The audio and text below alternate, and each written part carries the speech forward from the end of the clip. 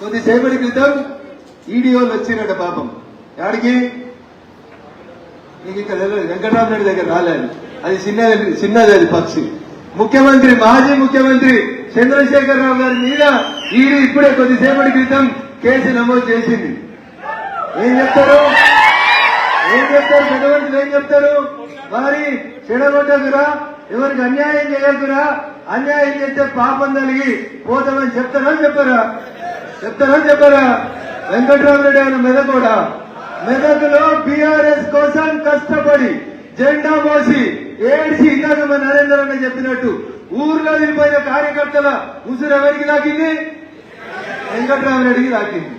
200 కోట్లు కాదు, వాడు 500 కోట్లు ఖర్చు పెట్టినా వాడు ఎన్నికలలో గెలుస్తాడా?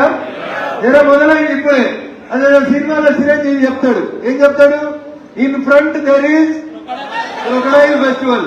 వెంకటరామరెడ్డి గారికి ఉంటుందా క్రొకడైల్ ఫెస్టివల్? గౌరవనీయులు హరీష్ గారికి ఉంటుంది, మాజీ ముఖ్యమంత్రి చంద్రశేఖరరావు గారికి కూడా ఈ ఫ్రంట్ జరిగితే క్రొకడైల్ ఫెస్టివల్. పట్టోడప్పుడు చెడ్డోడు కాదు, బాధపడద్దు. మాట పట్టం, గాయపట్టం, దెబ్బ తిన్నాక పులి కొంచెం గట్టిగా వస్తుంది. దుబ్బాకల దెబ్బ కొట్టి రాని షాన్ ఎగిరిండి 6 అడుగులు ఉన్నాడు అన్నాడా? నిన్న సిద్దిపేటకి ఆయన ఉండగా ఆయన కూర్చున్న మీటింగ్ కి ఎస్కాట్ లో ఇంకోటి వస్తాడని కలగట్టడా ఎప్పుడన్నా హరీష్ రావు అనేటోడు అంటాడా? నిరూపించినవా? చేసినవా? ఇది సంకల్ప బలం.